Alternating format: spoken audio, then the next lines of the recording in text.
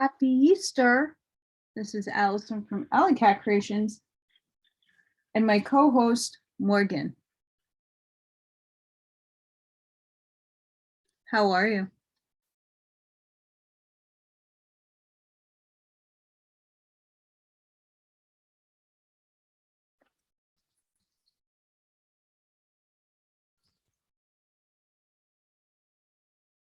Disclaimer.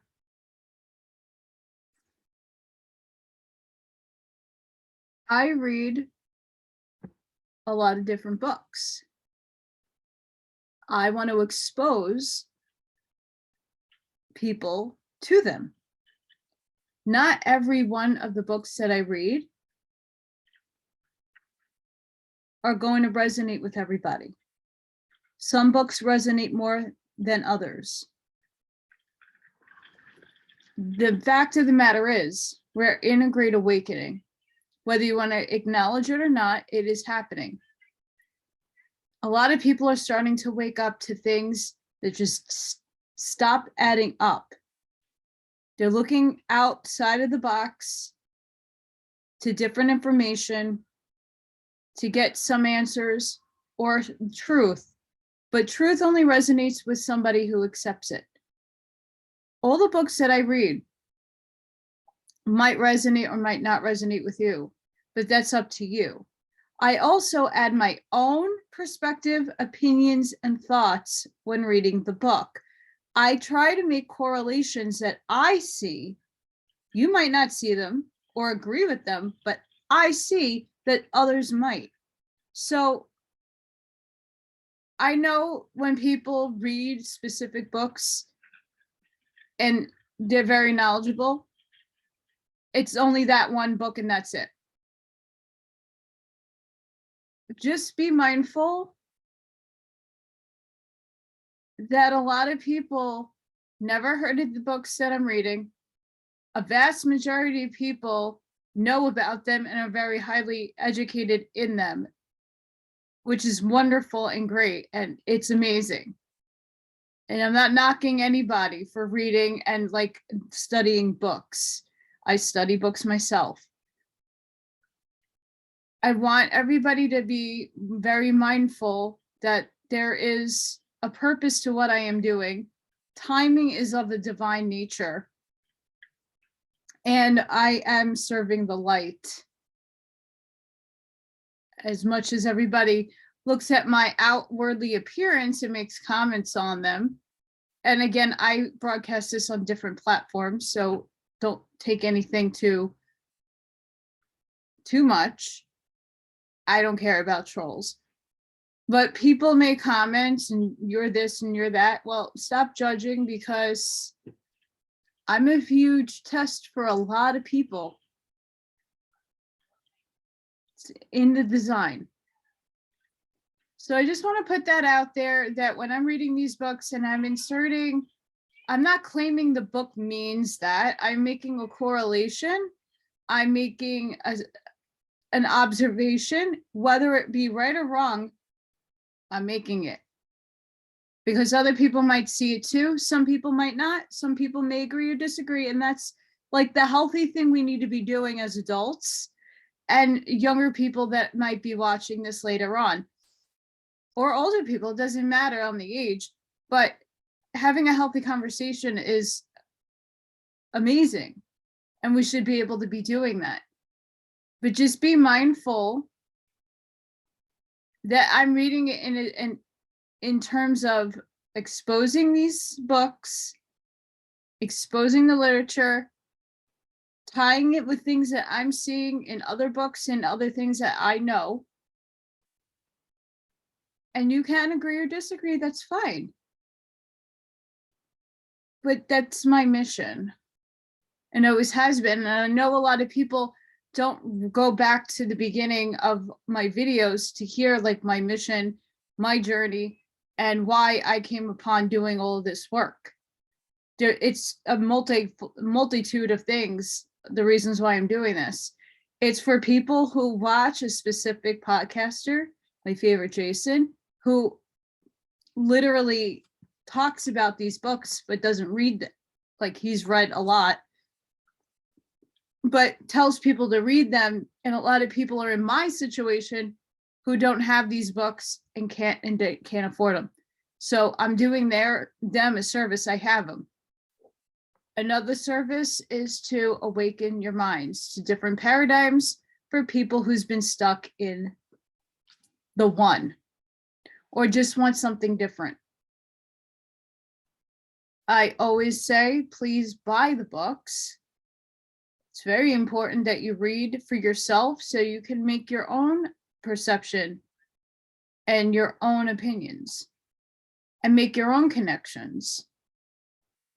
I mean, no one thought that when I was going to read Norse mythology, I was going to make quantum physics string theory notion to it, but it exists. It's there. You just have to read in between the lines.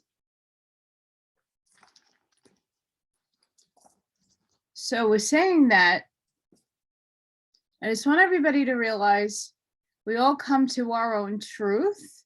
We all come to reading different things that might pique our interest. Sometimes it hits a spark and a million different ideas come out of it. Sometimes light bulbs come off when you're going over something. And yes, you do have to reread a lot of this, especially in the Urantia book. It is very heavy content, but just like the Law of One, the Keys of Enoch, and other books, especially the Keys of Enoch, that's not an easy book. You got to reread it and take notes and then research. The same with all the books that I'm reading. But sometimes you spark a light bulb that takes you on a direction you weren't looking for. And that's what I want to spark in each and every one of you that listens. Okay, right or wrong. It's the critical thinking idea of you thinking outside of the box. That's the point. A lot of people don't know how to do that. I look at artwork, and I have all my college career dissecting every image. Why did the artist, what was the artist's motivation for putting the composition the way they did? Or why is the foreground there? Why did they use the colors and the scheme that they did? Why was there negative space? You can make a million assumptions looking at artwork. It's in the eye of the beholder. And I had to learn how to dissect pieces of garbage artwork. Sorry, multi-billion-dollar pieces of artwork with a freaking dot in the middle of the white blank canvas. And then like, oh, well, anybody could do that. Yeah, but no, only the person that does some favors get the money. I've been there and done that in the world of art. So I know all the ins and outs of that world. But you got to look at dissecting and looking deeper and just questioning. My questions in some of my latest videos, it makes other people question, like, oh, you know what? That's a good point. Let's look that up. So enough of me ranting. I just wanted to put that out there. I'm not here to disrespect anybody or take anything away from any one of these books. I'm not saying books are saying certain things or not. I'm asking you to bridge your thinking to other dynamics and other modes. Because it all is one and one is the same. It's all connected. It's just said in different wording. You just have to pick up on it. So I'm going to read paper 15, the 7 Superuniverses. And this is a longer chapter. So just mind you, if you are alone during Easter and you're in my situation, hi. Thank you for watching. If not, it's okay. Wishing everybody a happy Passover and Easter, regardless. And I hope the Easter Bunny is kind to you. I wish I had some Cadbury eggs right now. As unhealthy and not good for my teeth as they are.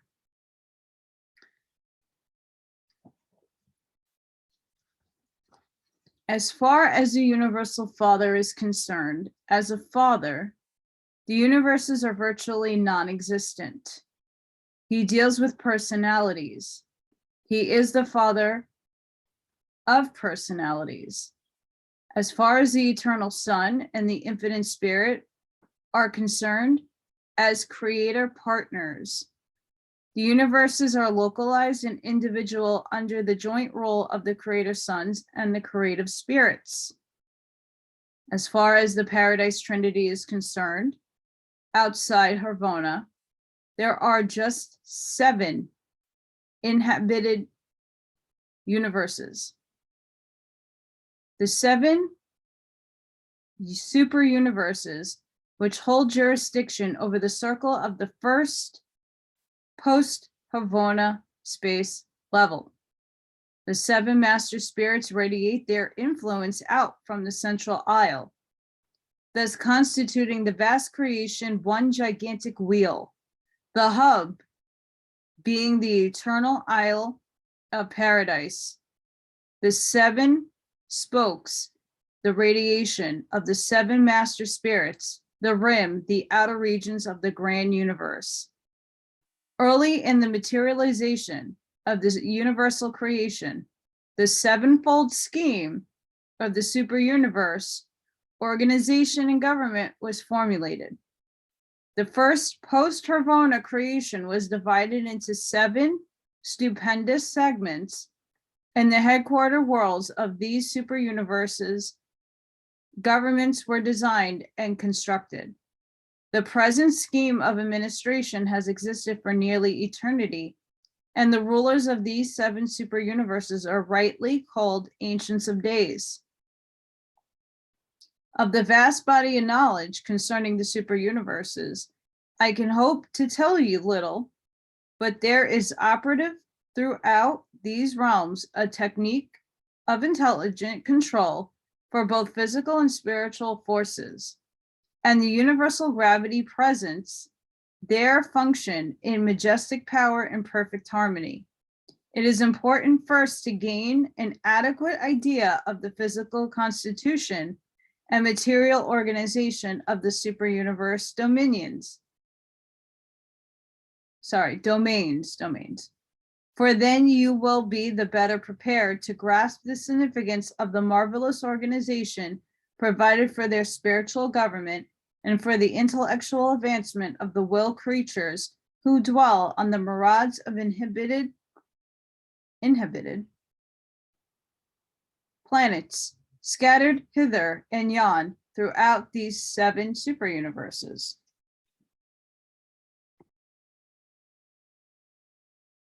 The super universe space level.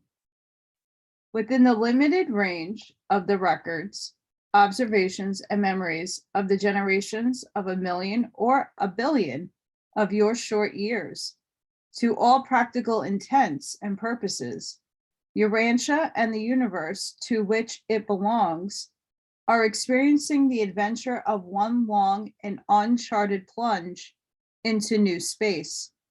But according to the records of Uversa, in accordance with older observations, in harmony with the more extensive experience and calculations of our order, and as a result of conclusions based on these and other findings, we know that the universes are engaged in an orderly, well understood, and perfectly controlled processional swinging in majestic grandeur around the first great source and center of his residential universe. We have long since discovered that the 7 super universes traverse a great eclipse, a gigantic and elongated circle.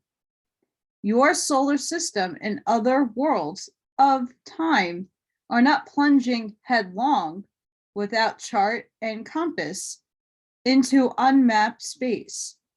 The local universe to which your system belongs is pursuing a definite and well understood counterclockwise course around the vast swing that encircles the central universe. This cosmic path is well charted and is just as thoroughly known to the superuniverse star observers as the orbits of the planets constituting your solar system are known to Urantia astronomers. Urantia is situated in a local universe and a super universe not fully organized, and your local universe is in immediate proximity to numerous partially completed physical creations. You belong to one of the relatively recent universes, but you are not today plunging on wildly into uncharted space, nor swinging out blindly into unknown regions. You are following the orderly and predetermined path of the superuniverse space level. You are now passing through the very same space that your planetary system or its predecessors traversed ages ago. And someday in the remote future, your system or its successors will again traverse the identical space through which you are now so swiftly plunging.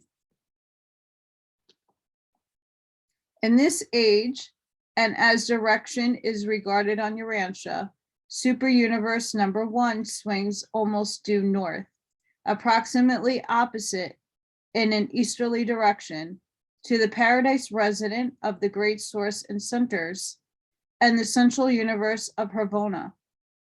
This position, with the corresponding one to the west, represents the number 2 is in the north, preparing for the westward swing, while number 3 now holds the northernmost segment of the great space path, having already turned into the bending leading to the southerly plunge.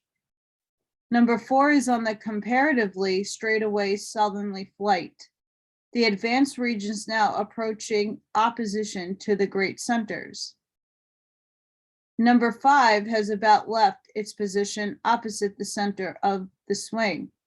Number 6 occupies most of the southern curve, the segment from which your superuniverse has nearly passed. Putting a pause there. I'm correlating this, what I just read, to what might be happening right now with the poles shifting. Not saying this from the book, it's just what was just said. If you do and look up the pole shifting right now, how the north pole, the pole from the north, the magnetism is shifting in a specific direction, and the south is also in a very odd direction. It's interesting. Your local universe of Nebadon belongs to Orvanton, the 7th super universe, which swings on between super universes 1 and 6, having not long since, as we reckon time, turned the southeastern bend of the superuniverse space level. Today, the solar system to which Urantia belongs is a few billion years past the swing around the southern curvature, so that you are just now advancing beyond the southeastern bend and are moving swiftly through the long and comparatively straightaway northern path. For untold ages, Orvantian will pursue this almost directly northerly course.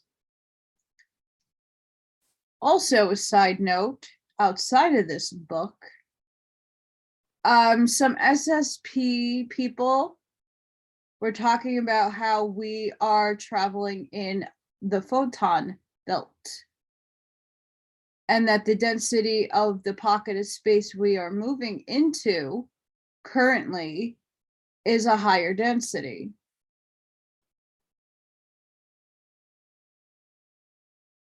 So take note of that.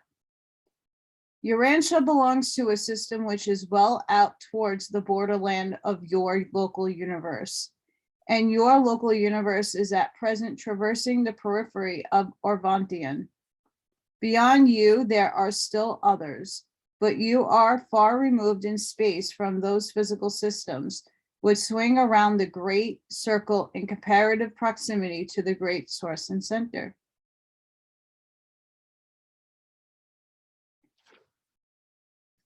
Organization of the superuniverses. Only the Universal Father knows the location and actual number of the inhibited worlds in space. He calls them all by name and number. I could give only the approximate number of inhibited or inhabitable planets, for some local universes have more worlds suitable for intelligent life than others. Nor have all projected local universes been organized. Therefore, the estimates which I offer are solely for the purpose of affording some idea of the immensity of the material creation.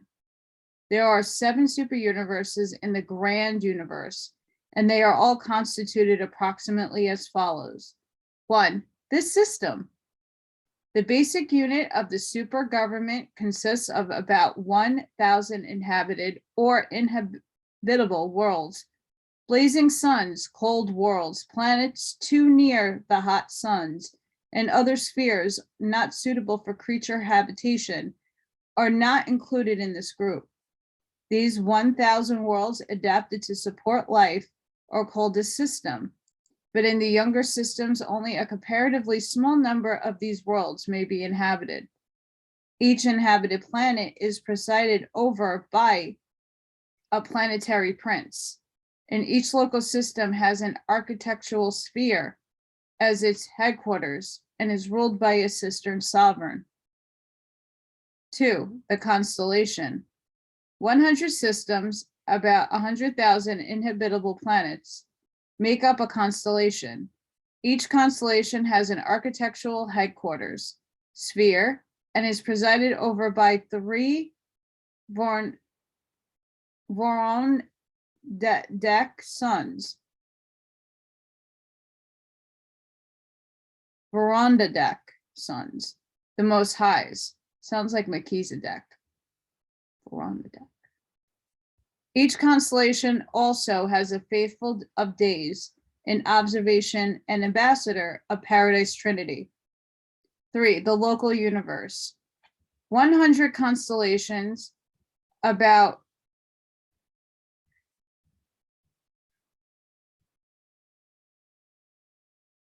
100,000 inhabitable planets constitute a local universe. Each local universe has a magnificent architecture headquarters, world, and is ruled by one of the coordinate creator sons of God, of the order of Michael. Each universe is blessed by the presence of a union of days, a representative of the Paradise Trinity. The minor sector, 100 local universes, about 1 million inhabitable planets, constitute a minor sector of the super universe government. It is a wonderful headquarters world, where from its rulers, the recents of days, administer the affairs of the minor sector. There are 3 recents of days, supreme Trinity personalities on each minor sector headquarters. The major sector, 100 minor sectors, about 100 million, or is that billion? 100 million inhabitable worlds make one major sector. Each major sector is provided with a superb headquarters, is presided over by the 3 perfections of days, supreme Trinity personalities. The super universe, 10 major sectors, about 1 billion inhabitable planets, constitute a super universe. Each super universe is provided with an enormous and glorious headquarters, world, and is ruled by 3 ancients of days. The grand universe, 7 super universes make up the present organized grand universe, consisting of approximately 7 trillion inhabitable worlds. plus the architectural spheres and the 1 billion inhabited spheres of Harvona. The superuniverses are ruled by the administrator indirectly and reflectively from paradise from the 7 master spirits.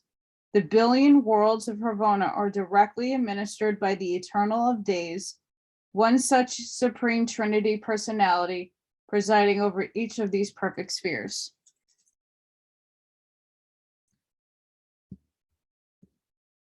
Excluding the Paradise Harvona spheres, the Plan of the Universe organization provides the following units. And I'll show you, I'm going to put it up to the screen. All such estimates or approximations at best for new systems are constantly evolving, while other organizations are temporarily passing out material existence. Hope you could see that.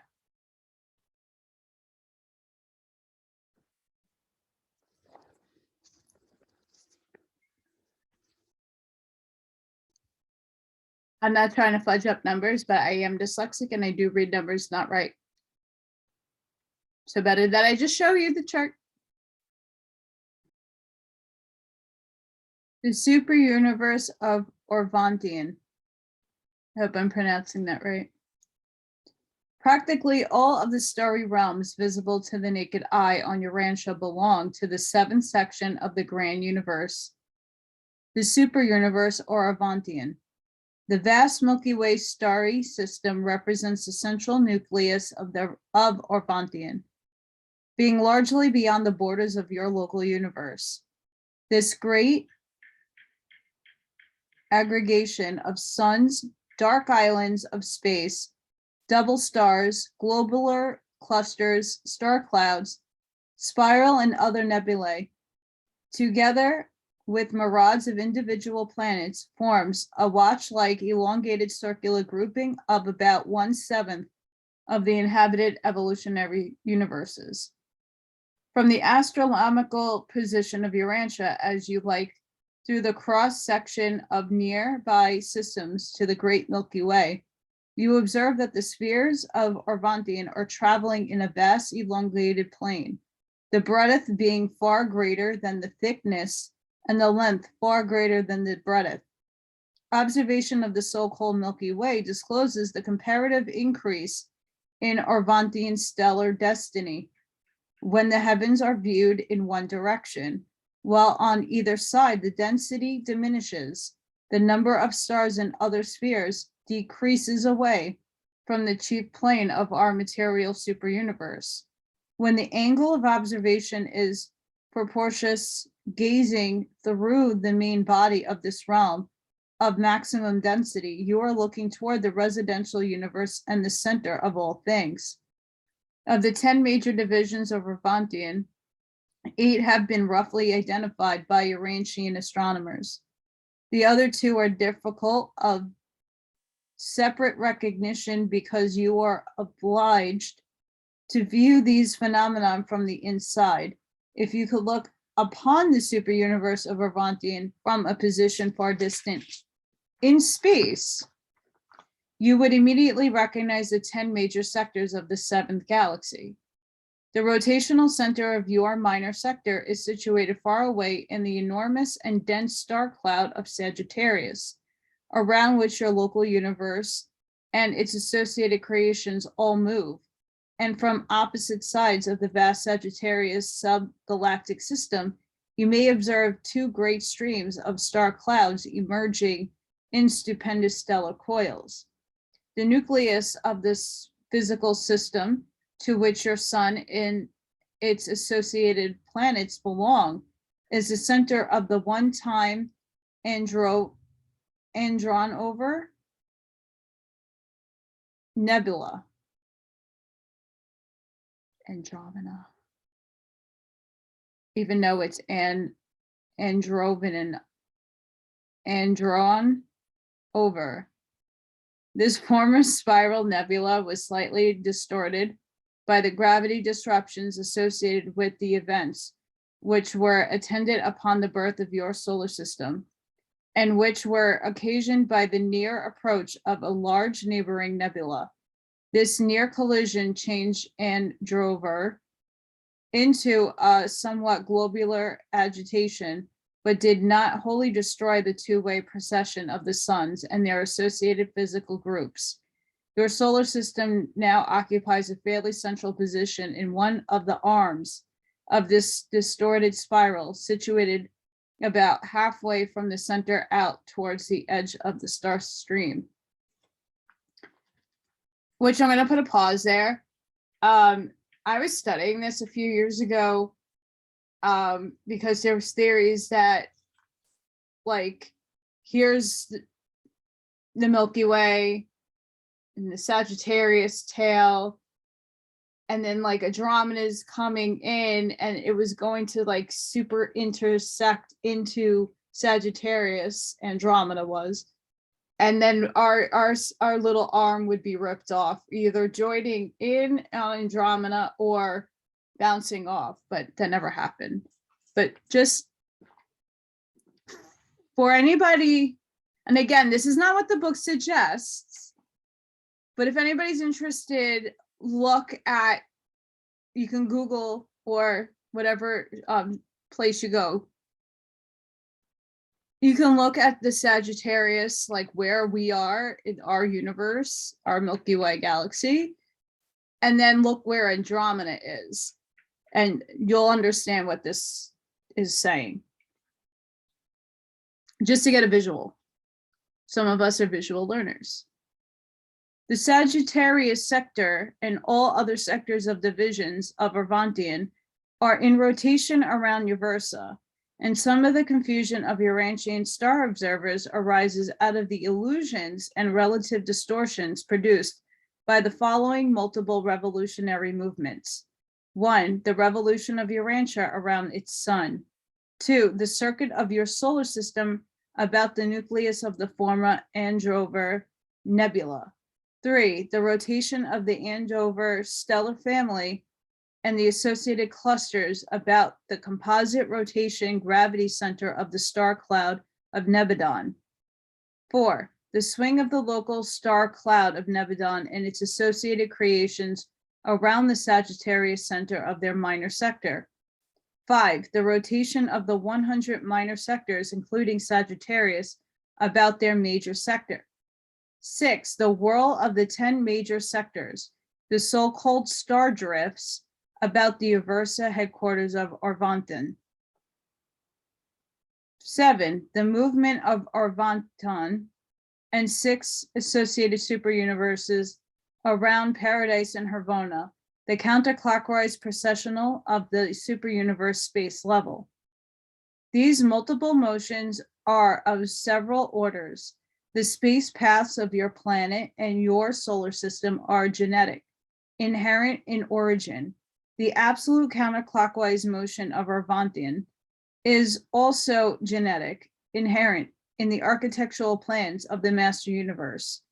But the intervening motions are of composite origin, being derived in part from the constitutive segmentation of matter energy into the superuniverses, and in part produced by the intelligent and purposeful action of the Paradise Force organizers. The local universes are in closer proximity as they reach Havona. The circuits are greater in number and there is increased superimposition, layer upon layer. But farther out from the eternal center, there are fewer and fewer system layers, circuits, and universes. And again, I'm sorry for mispronouncing things. Nebulae, the ancestors of universes. While creation and universe organization remain forever under the control of the infinite creators and their associates, the whole phenomenon proceeds in accordance with an ordained technique and in conformity to the gravity laws of force, energy, and matter. But there is something of mystery associated with the universal force charge of space. We quite understand the organization of the material creations from the ultimatonic stage, forward, but we do not fully comprehend the cosmic ancestry of the ultimatons, ultramations,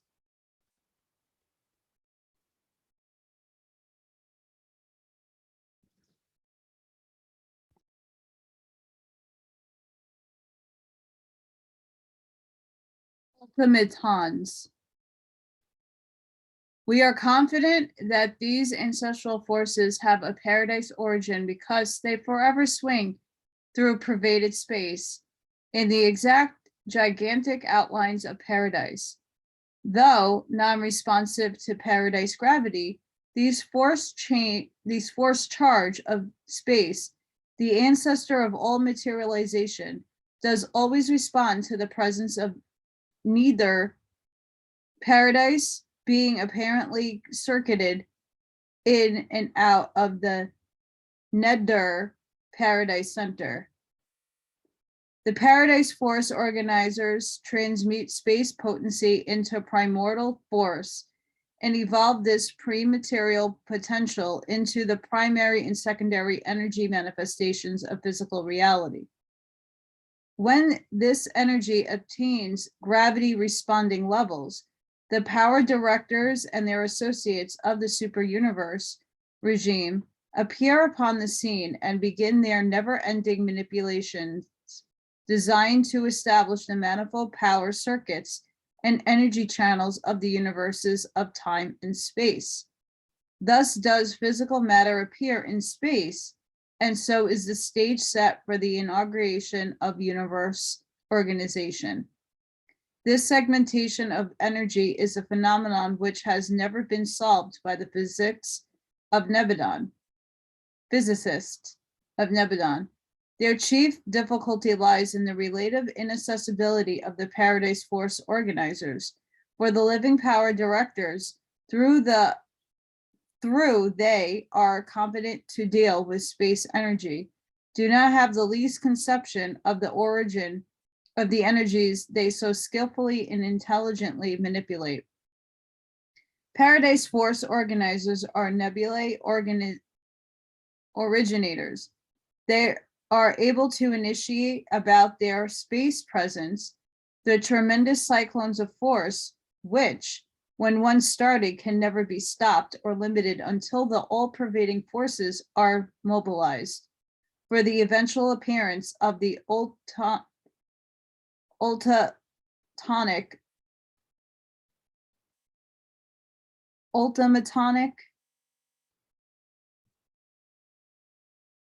Okay, so that's like a word in this Urantia book. It's like ultimatum, but it's not.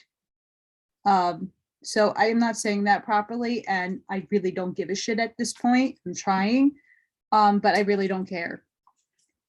So fit it in how it fits you guys. Units of universe matter. Thus are brought into being the spiral and other nebulae, the mother wheels of the direct origin suns and their varied systems. In outer space, there may be seen 10 different forms of nebulae, phases of primary universe evolution, and these vast energy wheels had the same origin as did those in 7 superuniverses. Nebula vary greatly in size and in the resulting number of aggregate mass of their stellar and planetary offspring. A sun-forming nebula just north of the borders of Urantia, but within the superuniverse space level, has already given origin to approximately 40,000 suns, and the mother wheel is still throwing off suns, the majority of which are many times the size of yours. Some of the larger nebulae of outer space are given origin to as many as 100 million suns. Nebulae are not directly related to any of the administrative units, such as minor sectors or local universes, although some local universes have been organized from the products of a single nebula. Each local universe embraces exactly 1/100,000th part of the total energy charge of a superuniverse, irrespective of nebular relationship. for energy is not organized by nebulae, it is universally distributed. Not all spiral nebulae are engaged in sun and making. Some have retained control of many of their segregated stellar offspring, and their spiral appearance is occasioned by the fact that their sun passes out of the nebular arm in close formation, but return by diverse routes, thus making it easy to observe them at one point, but more difficult to see them when widely scattered on their different returning routes, farther out and away from the arm of the nebula. There are not many sun-forming nebulae active in Urantia at the present time, though Andromeda, which is outside the inhabited superuniverse, is very active. This far distant nebula is visible to the naked eye, and when you view it, pause to consider the light you behold left those distant suns almost 1 million years ago. The Milky Way galaxy is composed of vast numbers of former spiral and other nebulae, and may still retain their original configuration. But as a result of eternal catastrophes and external attraction, many have suffered such distortion and rearrangement as to cause this enormous aggregations to appear as gigantic luminous masses of blazing suns, like the Magellanic Cloud,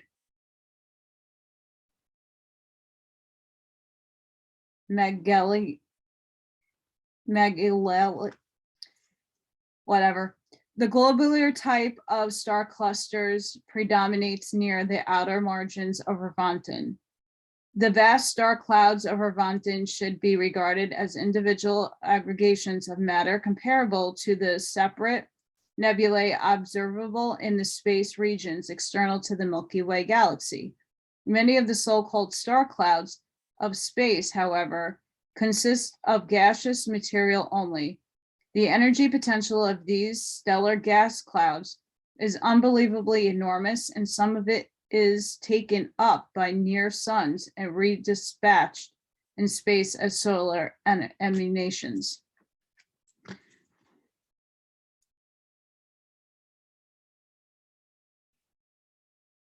Sounds awesome. And if I had the opportunity to know how to do computer programming to like visualize this, it'd be on a massive, amazing scale. I don't know if anybody has done that before. Like according to what this is saying, like visually mapping that out. Challenge anybody out there who does this stuff, and that would be really cool visuals. The origin of space bodies. The bulk of the mass contained in the suns and planets of a superuniverse originates in the nebular wheels. Very little of superuniverse mass is organized by the direct action of the power directors, as in the construction of architectural spheres, although a constantly varying quantity of matter originates in open space. As to origin, the majority of the suns, planets, and other spheres can be classified in one of the following 10 groups. 1, concentric contraction rings. Not all nebulae are spiral. Many are immense nebula. Instead of splitting into a double star system or evolving as a spiral, undergoes condensation by multiple ring formation. For long periods, such a nebula appears as an enormous central sun surrounded by numerous gigantic clouds of encircling ring-appearing formations of matter. The world stars embrace those suns which are thrown off the great mother wheels of highly heated gases. They are not thrown off as rings, but in right and left-handed processions. World stars are also of origin in other than spiral nebulae. Gravity explosion planets. When a sun is born of a spiral or of a barred nebula, not infrequently it is thrown out of considerable distance. Such a sun is highly gaseous, and subsequently, after it has somewhat cooled and condensed, it may change to swing near some enormous mass of matter, a gigantic sun or a dark island of space.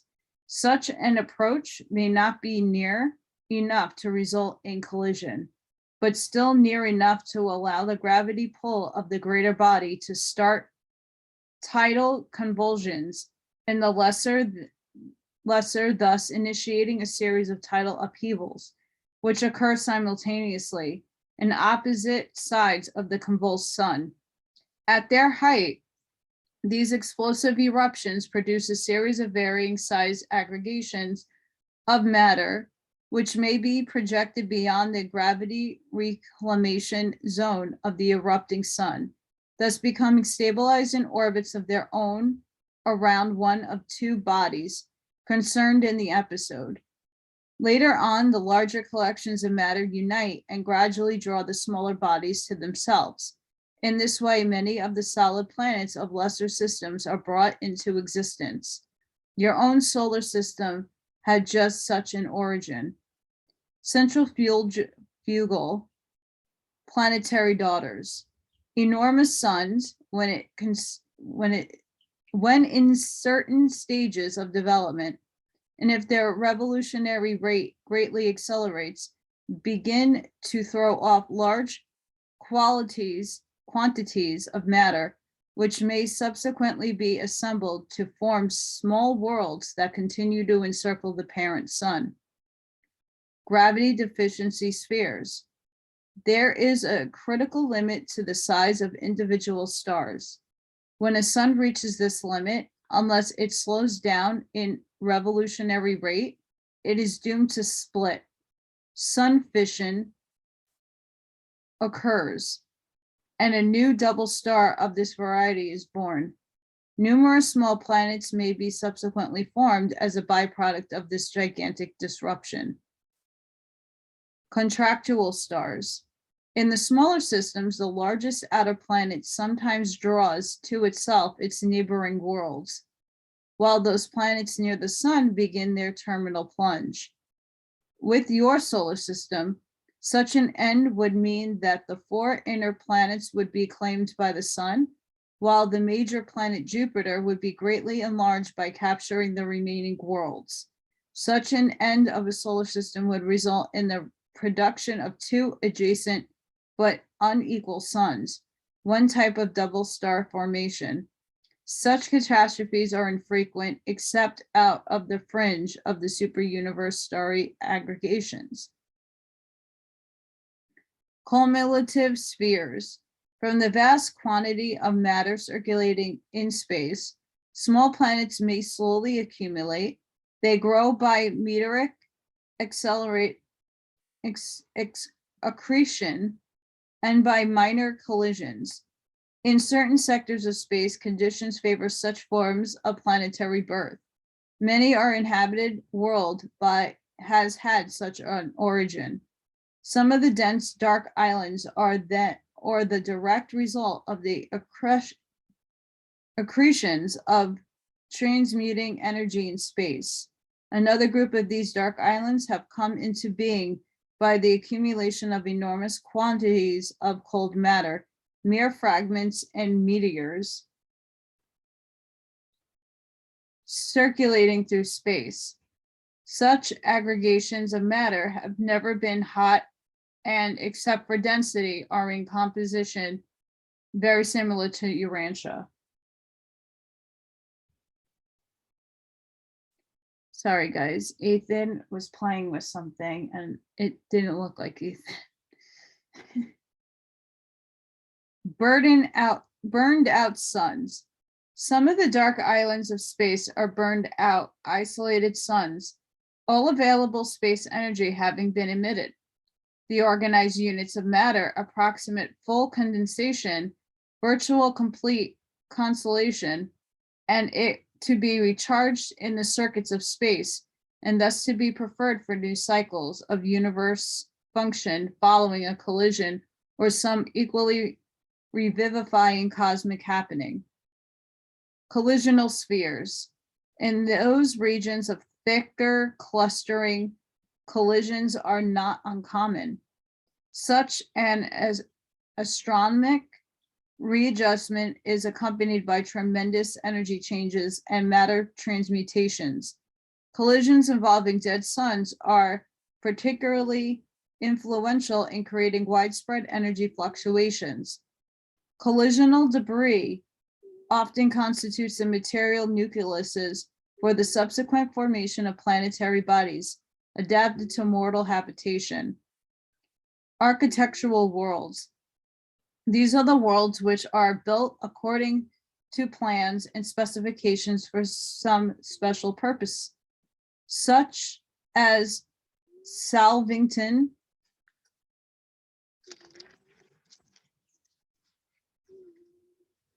I have a stuck page. Headquarters of your local universe and your versa, the seat of government of our superuniverse. There are numerous other techniques for evolving suns and segregating planets, but the foregoing procedures suggest the methods whereby the vast majority of stellar systems and planetary families are brought into existence. To undertake to describe all the various techniques involved in interstellar metamorphosis and planetary evolution would require the narration of almost 100 different modes of sun formation and planetary origin.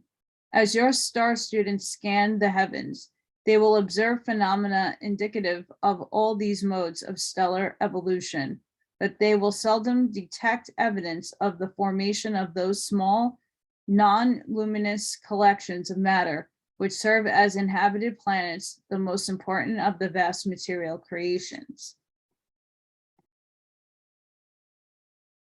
The spheres of space.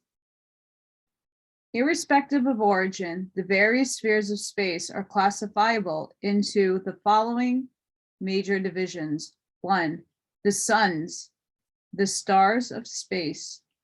2, the dark islands of space. 3, minor space bodies, comets, meteors, and planetesimals. 4, the planets, including the inhabited worlds. 5, architectural spheres, worlds, and made to order. With the exception of the architectural spheres, all space bodies have an evolutionary origin. Evolutionary in the sense that they have not been brought into being by the fiat of deity.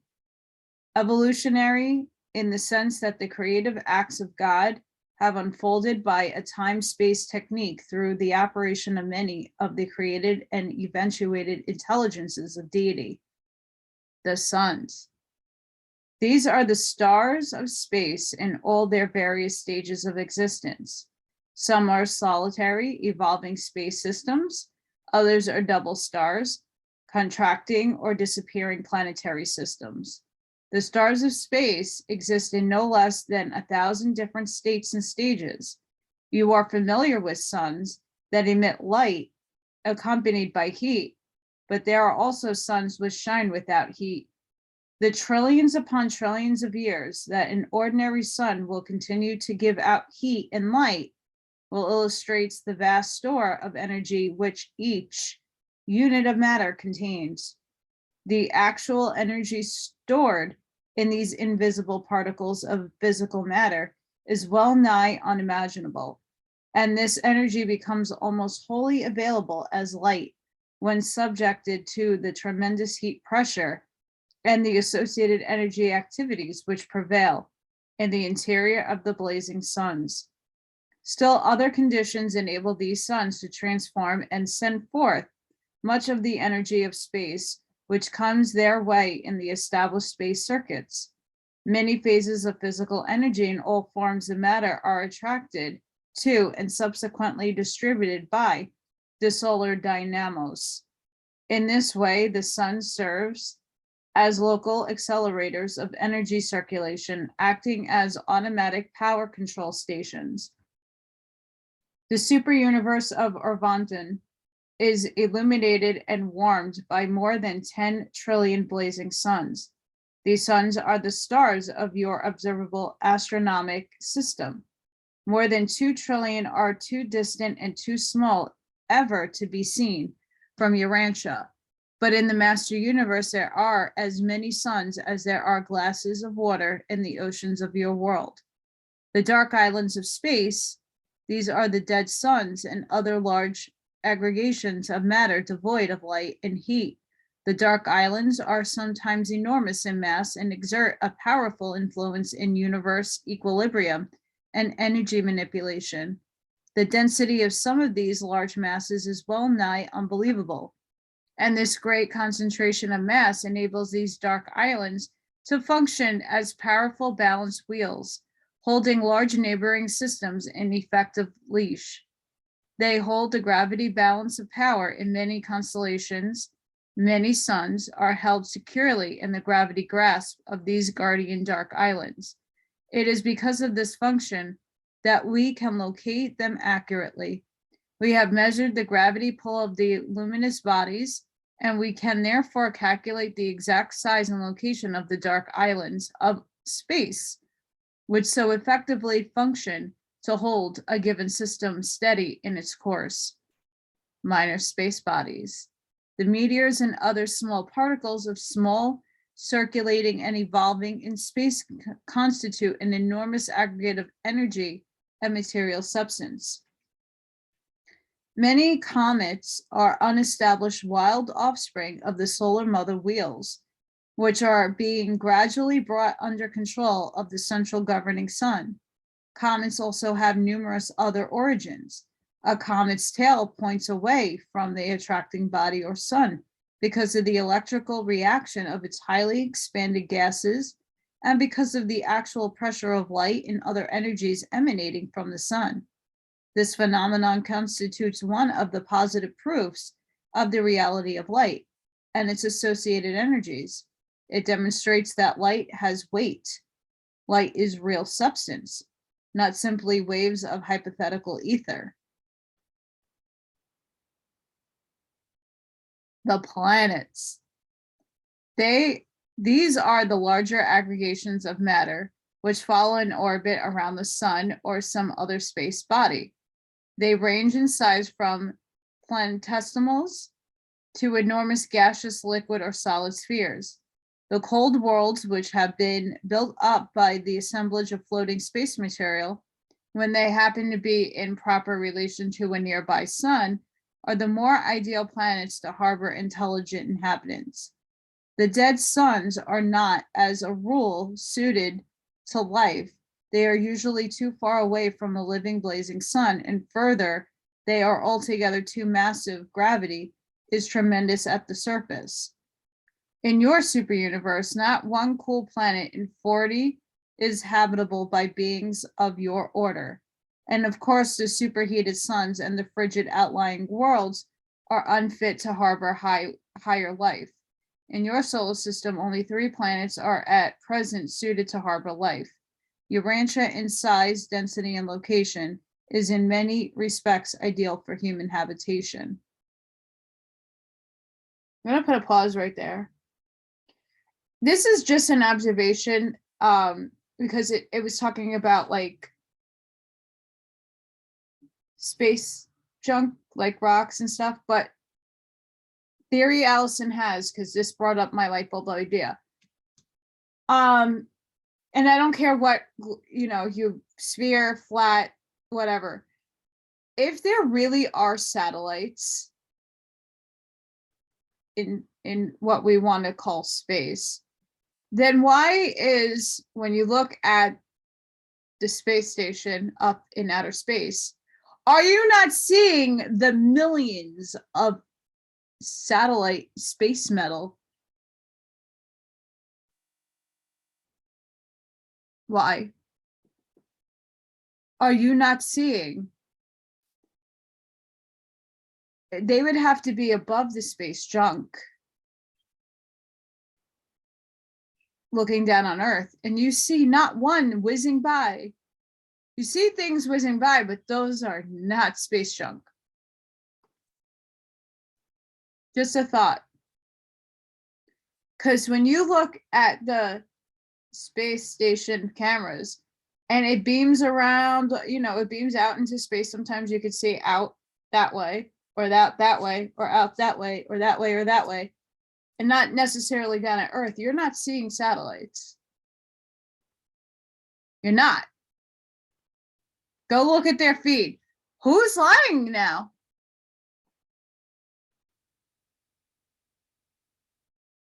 They're satellites.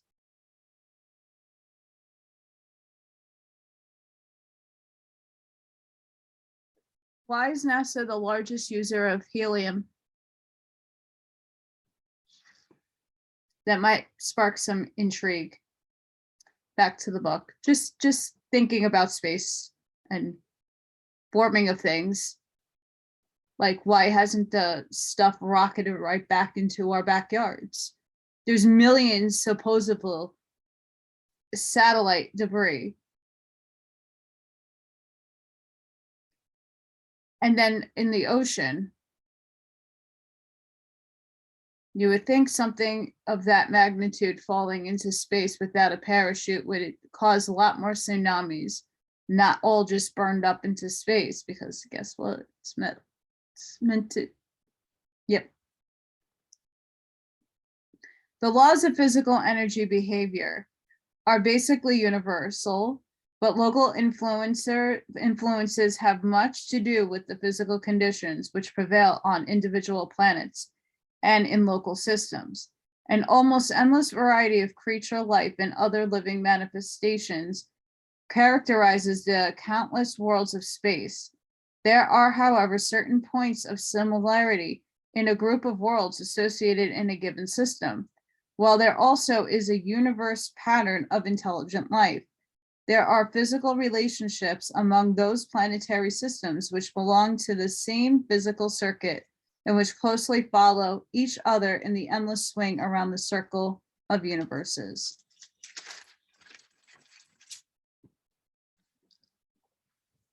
The architectural spheres. While each superuniverse government presides near the center of the evolutionary universes of its space segment, it occupies a world made to order and is peopled by accredited personalities. These headquarter worlds are architectural sharing the light. Did I just skip a line? Architectural spheres, space bodies specifically constructed for their special purpose. While sharing the light of nearby suns, these spheres are independently lighted, and heated. Each has a sun which gives forth light without heat, like the satellites of paradise, while each is supplied with heat by the circulation of certain energy currents near the surface of the sphere. These headquarter worlds belong to one of the greater systems situated near the astronomical center of their respective superuniverses. Time is standardized on the headquarters of the superuniverses. The standard day of the superuniverse of Urantia is equal to almost 30 days of Urantia time, and the Urantia year equals 100 standard days. The Urantia year is standard in the 7th superuniverse, and it is 22 minutes short of 3,000 days of Urantia time, about 8 1/5 of your years. The headquarter worlds of the 7 superuniverses partake of the nature and grandeur of paradise, their central pattern of perfection. In reality, all headquarter worlds are paradisical. They are indeed heavenly abodes, and they increase in material size, Urantia beauty, and spirit glory from Jerusalem to the Central Isle. And all the satellites of these headquartered worlds are also architectural spheres. The various headquarter worlds are provided with every phase of material and spiritual creation. All kinds of material, morontial, and spiritual beings are at home on these rendezvous worlds of the universes.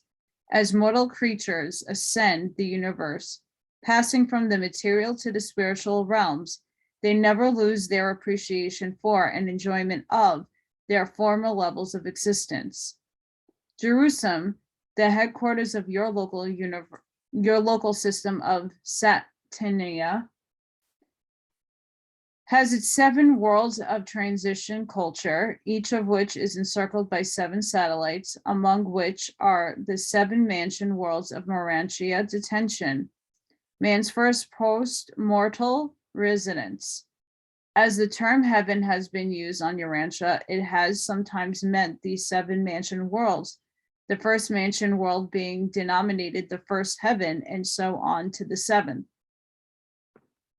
Adentia, the headquarters of your constellation of Noratadek, has its 70 satellites of socializing culture and training, on which ascenders sojourn upon the completion of Jerusalem regime, of personality mobilization, unification, and realization. Salvington, the capital of Nebadon, your local universe, is surrounded by 10 university clusters of 49 spheres each. Hereon is man spiritualized following his constellation socialization. U Minor, the 3rd, the headquarters of your minor sector, Ensa, is surrounded by 7 spheres of higher physical studies of the ascendant life. U Major, the 5th, the headquarters of your major sector, Splendon, is surrounded by the 70 spheres of the advancing intellectual training of the superuniverse. Urvosa, the headquarters of Orvanton, your superuniverse, is immediately surrounded by 7 higher universities of advanced spiritual training for ascending will creatures. Each of these 7 clusters of wonder spheres consists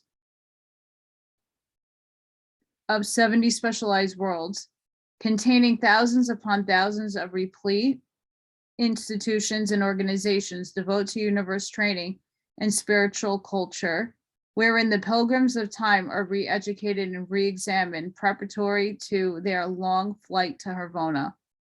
The arriving pilgrims of time are always received on these associated worlds, but the departing graduates are always dispatched for Havona direct for their shores of Uversa.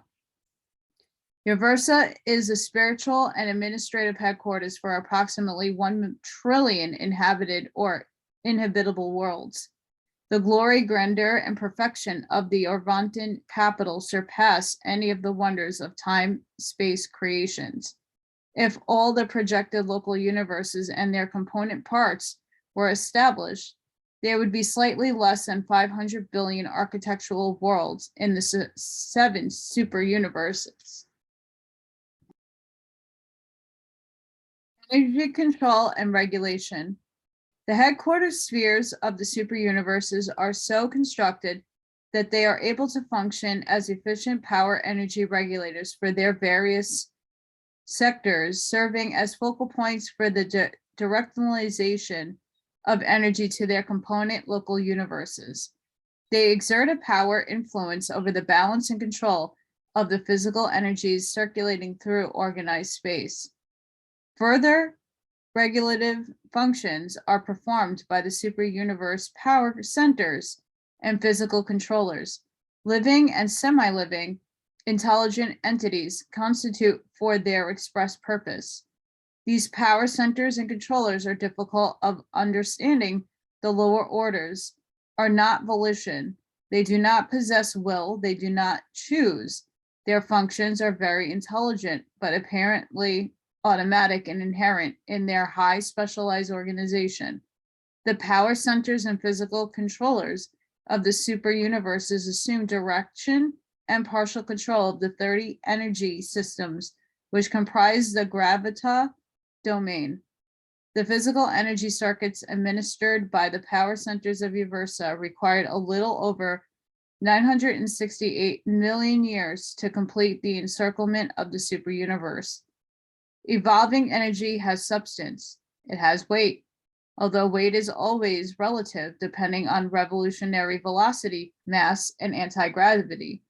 Mass in matter tends to retard velocity and energy, and the anywhere present velocity of energy represents the initial endowment of velocity minus retardation by mass encountered in transit, plus the regulatory function of the living energy controllers of the superuniverse and the physical influence of nearby highly heated or heavenly charged bodies. The universal plan for the maintenance of equilibrium between matter and energy necessitates the everlasting making and unmaking of the lesser material units. The universe power directors have the ability to condense and detain, or to expand and liberate varying quantities of energy. Given a sufficient duration of retarding influence, gravity would eventually convert all energy into matter, were it not for two factors. First, because of the anti-gravity influences of the energy controllers, and second, because organized matter tends to disintegrate under certain conditions found in very hot stars and under certain particular conditions in space near highly energized cold bodies and condensed matter. When mass becomes over-aggravated and threatens to unbalance energy to deplete the physical power circuits, the physical controllers intervene unless gravity's own further tendency to over-materialize energy is defeated by the occurrence of the collusion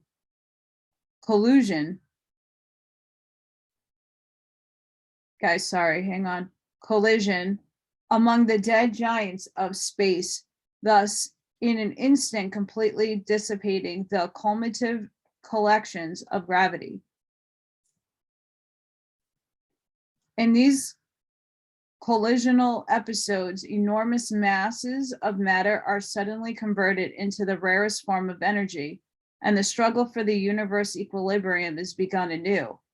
Eventually, the larger physical systems become stabilized, become physically settled, and are swung into the balance in established circuits of the superuniverses. Subsequent to the event, no more collisions or other devastating catastrophes will occur in the established system. During the time of plus energy, there are power disturbances and heat fluctuations accompanied by electrical manifestations. During times of minus energy, there are increased tendencies for matter to aggregate, condense, and to get out of control in the more delicately balanced circuits, with resultant tidal or collisional adjustments, which quickly restore the balance between circulating energy and more literally stabilized matter. To forecast and otherwise to understand such likely behavior of the blazing suns and the dark islands of space is one of the tasks of the celestial star observers. We are able to recognize most of the laws governing universe equilibrium and to predict much pertaining to universe stability.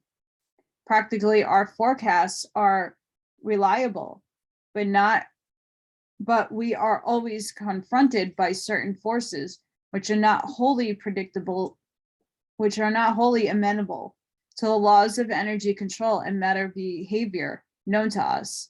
The predictability of all physical phenomena becomes increasingly difficult as we proceed outward in the universes from paradise. As we pass beyond the borders of the personal administration of the paradise rulers, we are confronted with increasing inability to reckon its accordance with the standards and establish the experience acquired in connection with observations having exclusively to do with the physical phenomena of the nearby astronomic systems. Even in the realms of the 7 superuniverses, we are living in the midst of force actions and energy reactions which pervade all our domains and extend in unified equilibrium on through all regions of outer space. The farther out we go, the more certainly we encounter those variational and unpredictable phenomena which are so unerring, characteristic of the unfathomable presence performances of the absolutes and the experimental deities. And these phenomena must be indicative of some universal over-control of all things. The super universe of Arvantan is apparently now running down. The outer universes seem to be winding up for unparalleled future activities. The central Harvona universe is eternally stabilized. Gravity and absence of heat, cold, organize and hold matter together. Heat and anti-gravity disrupt matter and dissipate energy. The living power directors and force organizers are the secret of the special control, an intelligent direction of endless metamorphosis of universe making, unmaking, and remaking. The nebulae may disperse, suns burn out, systems vanish, and planets perish, but the universe does not run down. Wow. Circuits of the super universes.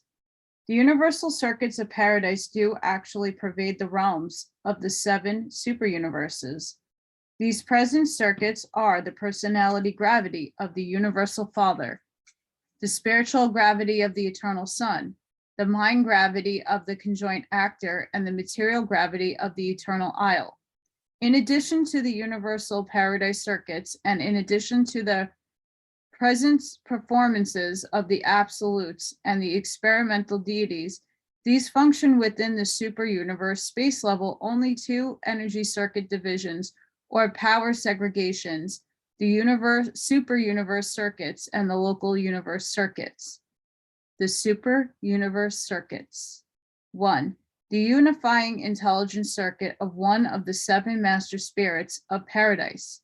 Such a cosmic mind circuit is limited to a single super universe. 2. The reflective service circuit of the 7 reflective spirits in each super universe. 3. The secret circuits of the mystery monitors, in some manner inter-associated and routed by Divinington to the universal Father or on paradise. 4. The circuit of the intercommunion of the eternal Son with his paradise sons. 5. The flash presence of the infinite spirit. 6. The broadcasts of paradise, the space reports of Harvona. 7. The energy circuits of the power centers and physical controllers. The local universe circuits. 1. The bestowal spirit of the paradise sons, the comforter of the bestowal worlds, the spirit of truth, the spirit of Michael on Urantia. 2. The circuit of the divine ministers, the local universe mother spirits, and the Holy Spirit of your world. 3. The intelligence ministry circuit of local universe, including the diversely functioning presence of the adjunct mind spirits. Adjutant mind spirits. When there develops such a spiritual harmony in a local universe that is individual and combined circuits become indistinguishable from those of the super universe, when such identity of function and oneness of ministry actually prevail, then does the local universe immediately swing into the settled circuits of light and life, becoming at once eligible for admission into the spiritual confederation of perfected union of the super creation. The requisites for administration to the councils of the Ancient of Days, membership is the super universe confederations are: 1. Physical stability. The stars and planets of a local universe must be in equilibrium. The periods of immediate stellar metamorphosis must be over. The universe must be proceeding on a clear track. Its orbit must be safely and finally settled. 2. Spiritual loyalty. There must exist a state of universal recognition of the loyalty to the sovereign Son of God, who presides over the affairs of such a local universe. There must have come into being a state of harmonious cooperation between the individual planets, systems, and constellations of an entire local universe. Your local universe is not even reckoned as belonging to the settled physical order of the superuniverse, much less a holding membership in the recognized spiritual family of the super government. Although Nebadon does not yet have representation on your Versa, we of the super universe government are dispatched to its worlds on special missions from time to time, even as I come to Urantia directly from your Versa. We lend every possible assistance to your directors and rulers in the solution of their difficult problems. We are desirous of seeing your universe qualified for full admission into the associated creations of super universe family. Sidestep note, correlation, coefficient. We, at this present time of 2022, are now being considered for such things. In other words, the Galactic Federation, if we believe in such things, is now upgrading our status to a probationary period of humanity where we might step up into the family and be a part of that conversation. Rulers of the super universes. The headquarters of the super universes are the seats of the high spiritual government of the time-space domains.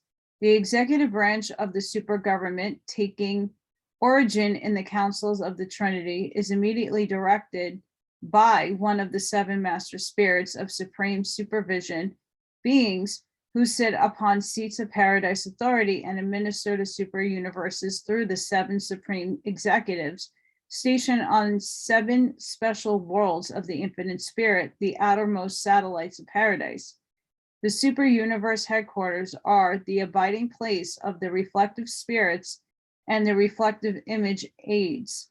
From this midway position, these marvelous beings conduct their tremendous reflectivity operations, thus ministering to the central universe above and to the local universes below. Each super universe is presided over by three ancients of days, the joint chief executives of the super government. It is executive branch. The personnel of the super universe government consists of seven different groups. 1, ancients of days. 2, perfecters of wisdom. 3, divine counselors. 4, universal censors. 5, mighty messengers. 6, those high in authority. 7, those without name and number.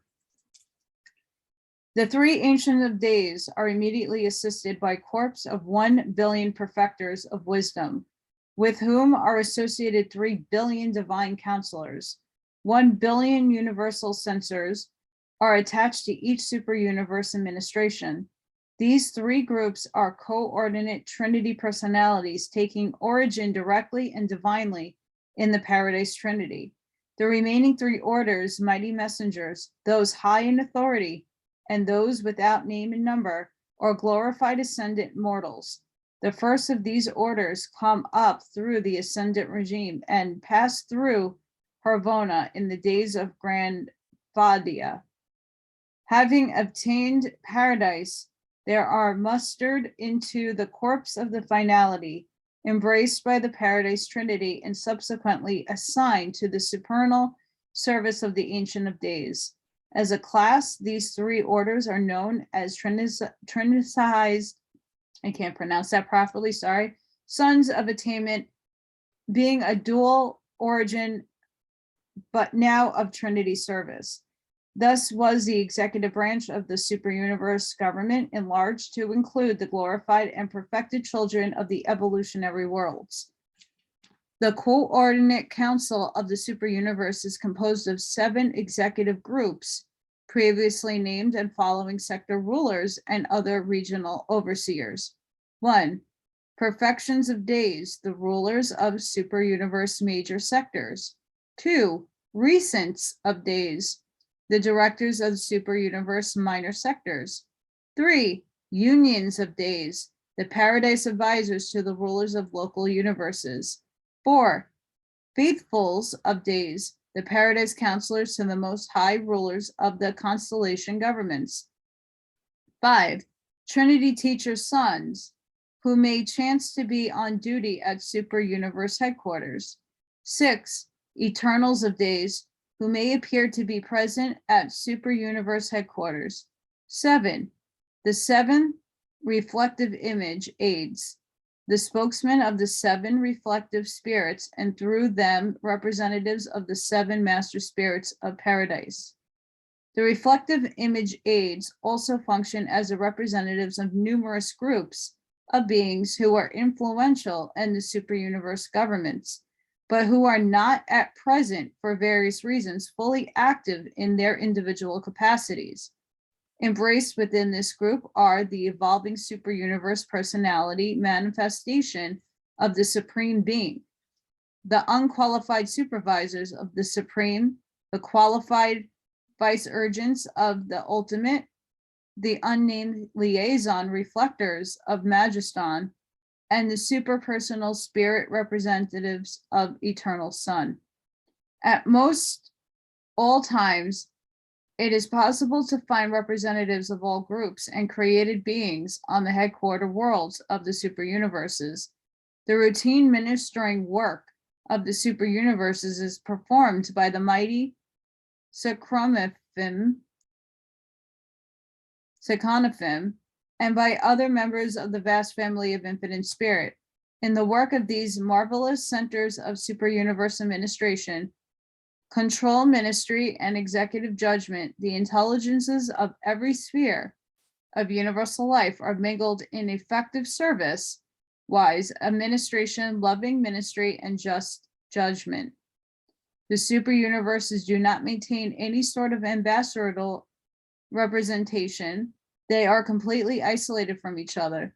They know of the mutual affairs only through the paradise clearinghouse maintained by the 7 master spirits. Their rulers work in the councils of divine wisdom for the welfare of their own super universes, regardless of what may be transpiring in other sections of the universal creation. This isolation of the super universes will persist until such time as their coordination is achieved by the more complete factualization of the personality sovereignty of the evolving experimental Supreme Being. The deliberative assembly. It is on such worlds as Urvosa that the beings representative of the autocracy of perfection and the democracy of evolution meet face to face. The executive branch of the super government originates in the realms of perfection. The legislative branch springs from the flowering of the evolutionary universes. The deliberative assembly of the super universes is confined to the headquarter worlds. The legislative or advisory council consists of 7 houses, to each of which every local universe emitted to the super universe councils elect a representative. The representatives are chosen by the high councils of such local universes from among the ascending pilgrim graduates of Orvanton, who are tarrying on the Urvosa, accredited for transport to Havona. The average term of service is about 100 years of super universe standard time. Never have I known of a disagreement between the Orvanton executives and Urvosa assembly. Never yet in the history of our super universe has the deliberate body ever passed a recommendation that the executive division of the super government has even hesitated to carry out. There always has prevailed the most perfect harmony and working agreement, all of which testifies to the fact that evolutionary beings can really obtain the heights of perfected wisdom, which qualifies them to consort with the personalities of perfect origin and divine nature. The presence of the deliberative assemblies on the superuniverse headquarters reveals the wisdom and foreshadows the ultimate triumph of the whole vast evolutionary concept of the universal Father and his eternal Son. The Supreme Tribunals. When we speak of executive and deliberative branches of the universal government, you may, from the analogy of certain forms of Urantian civil government, reason that we must have a third or judicial branch, and we do, but it does not have a separate personnel. Our courts are constituted as follows. There presides, in accordance with the nature and gravity of the case, an Ancient of Days, a perfecter of wisdom, or a divine counselor. The evidence for or against an individual, a planet, system, constellation, or universe is presented and interpreted by the censors. The defense of the children of time and the evolutionary planets is offered by the mighty messengers, the official observers of the superuniverse government, to the local universes and systems. The attitude of the higher government is portrayed by those high in authority and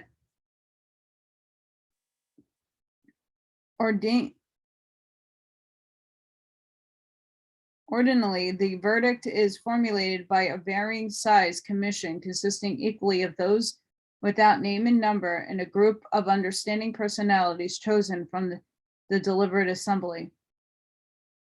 Pause. Just happened here.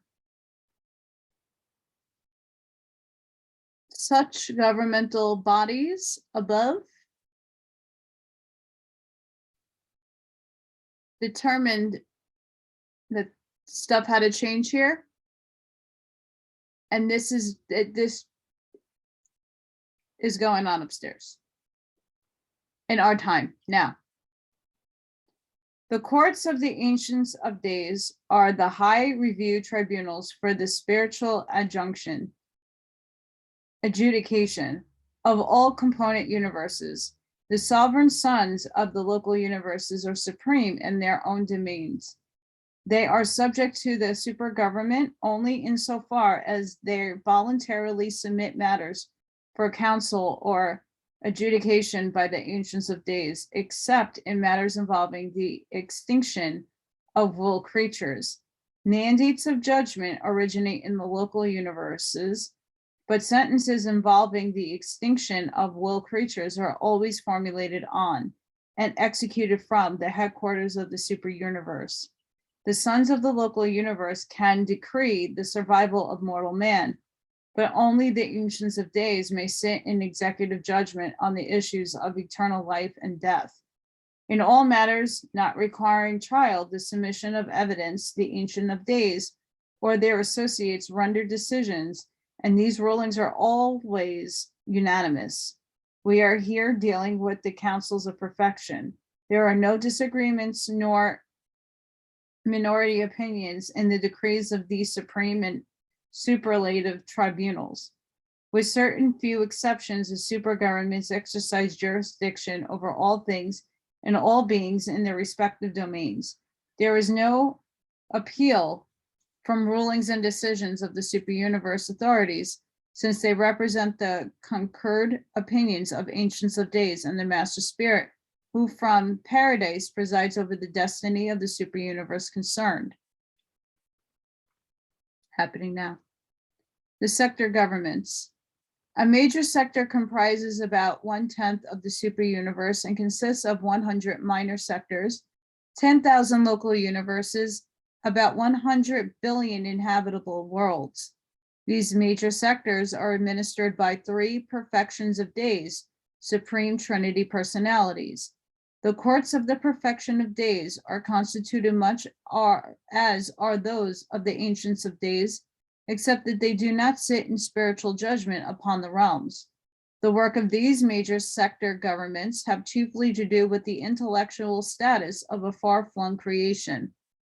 The major sector detain, adjudicate, dispense, and tabulate for reporting to the courts of the Ancients of Days all matters of superuniverse importance of a routine and administrative nature, which are not immediately concerned with the spiritual administration of the realms or with the outworking of the mortal ascension plans of the paradise rulers. The personnel of a major sector government is no different from that of the superuniverse. As the magnificent satellites of Uversa are concerned with your final spiritual preparation for Havona, so are the 70 satellites of U Major, the fifth devoted to your superuniverse intelligent training and development. From Orvanton, here are gathered together the wise beings who labor untiringly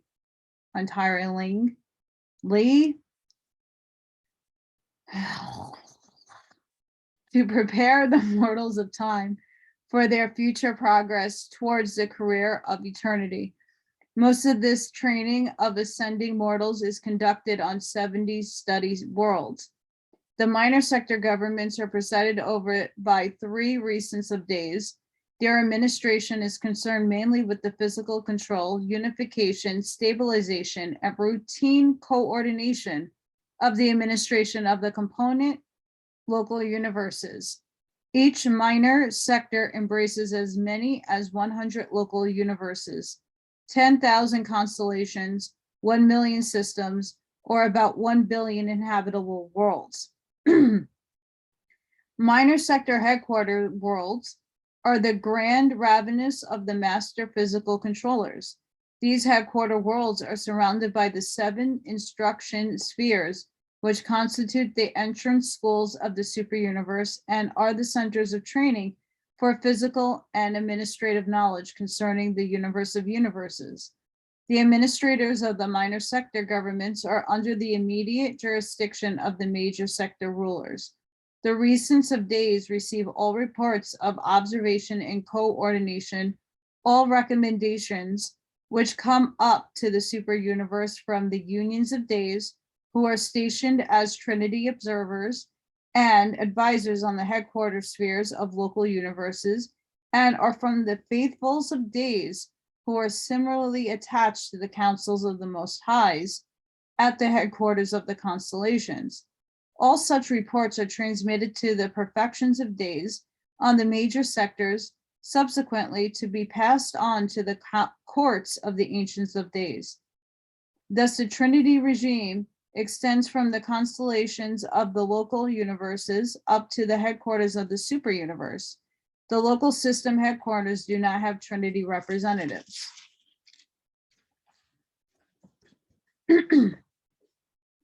Purposes of the 7 superuniverses.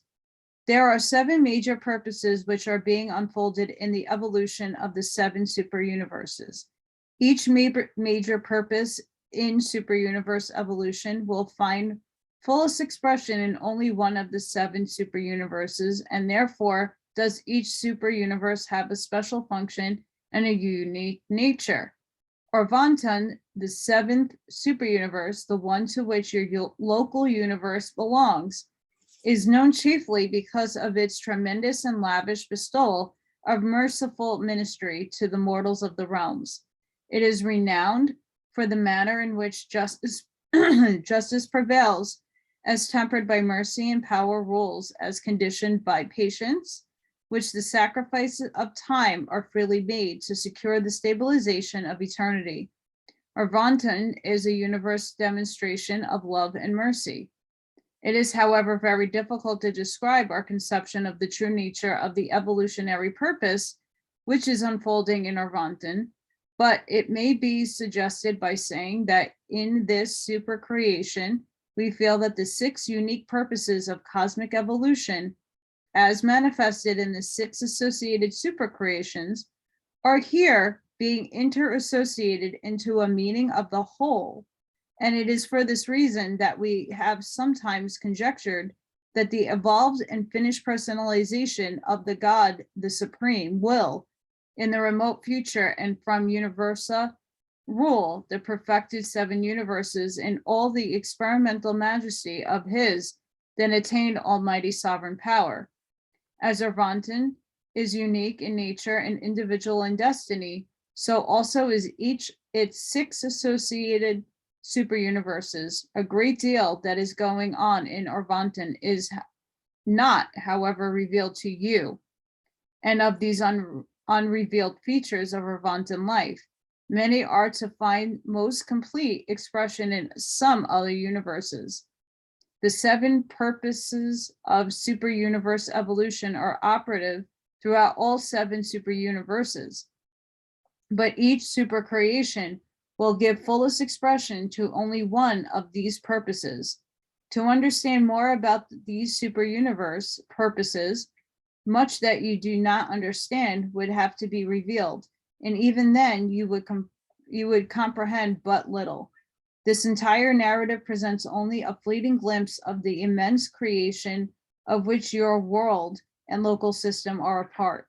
Your world is called Urantia and is number 606 in the planetary group or system of Satania.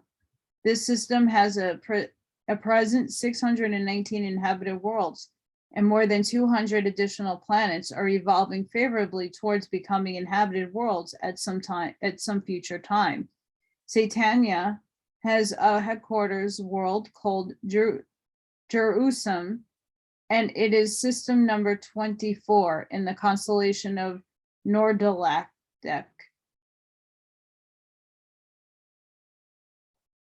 Your constellation, Nordilac. Guys, this is very frustrating for me. You tell me how to pronounce it, because wow. Consists of 100 local systems and has a headquarters world called Edintia. Nordilac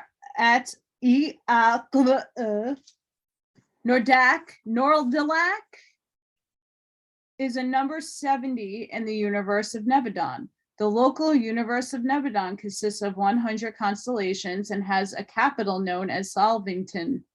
The universe of Nebadon is number 84 in the minor sector of Ensa. The minor sector of Ensa consists of 100 local universes and has a capital called U minor, the third. The minor sector is number 3 in the major sector of Splendidon. Splendon consists of 100 minor sectors and has a headquarters world called U major, the fifth. It is the 5th major sector of the superuniverse of Urantia, the 7th segment of the grand universe. Thus, you can locate your planet in the scheme of the organization and administration of the universe of universes. The grand universe number of your world, Urantia, is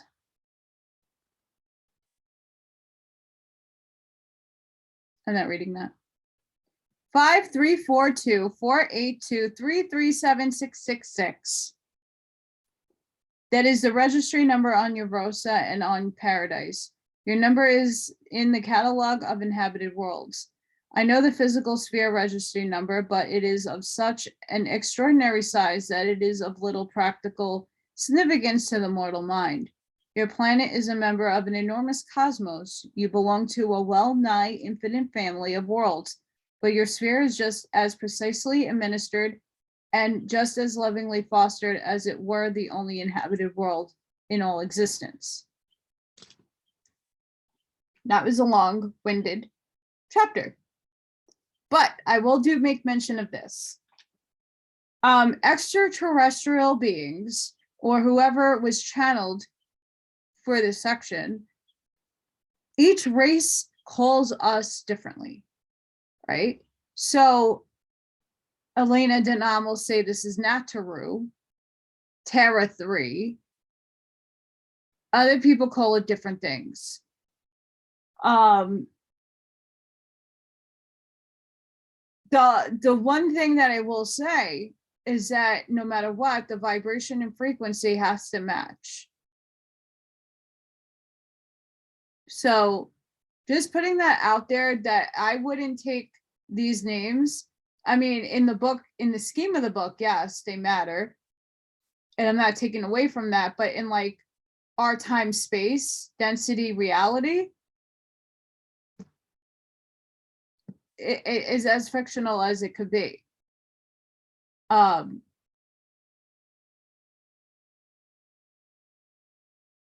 These words that I'm reading is the beings being channeled, their dialect of what they call our worlds. So just be mindful of that. And again, when it comes to the book, in reference to the book, yes, it is what it is. I'm not taking away from that. But people who will come to find this book and not understand what, Urantia, Nebdebadon, Uversa, and I mean, there are words associated with the Andromeda and stuff like that. People do get lost. So just be mindful, to those who are scholarly readers, that a lot of people do get lost with a lot of the wording in here because it isn't of human Terran origin. It's from an outside origin. So just be mindful. And again, I got a lot still going on in my mouth, but I wanted to get this done. This is important.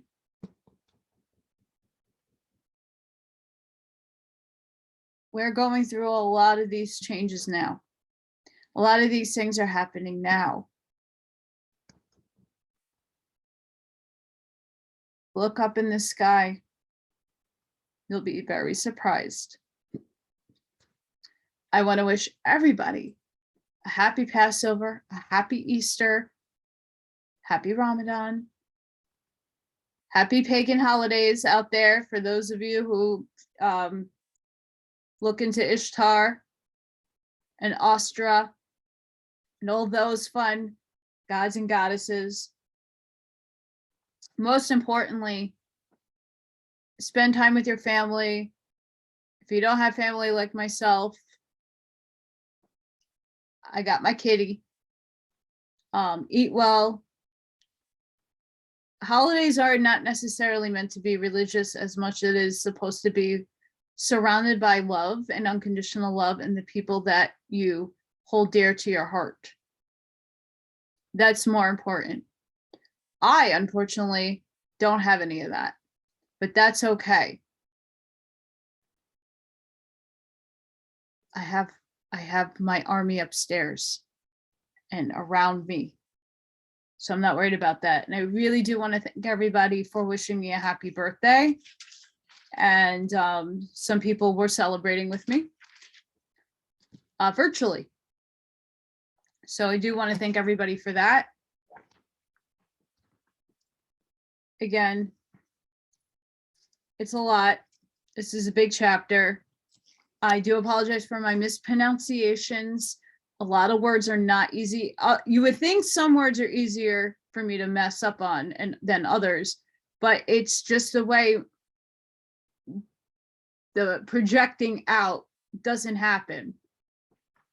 And my teeth are loose, but nonetheless, it's okay, you're making excuses. No, like seriously, I will take my teeth down one day just to show you what a meth head I look like. And back here has been bothering me. So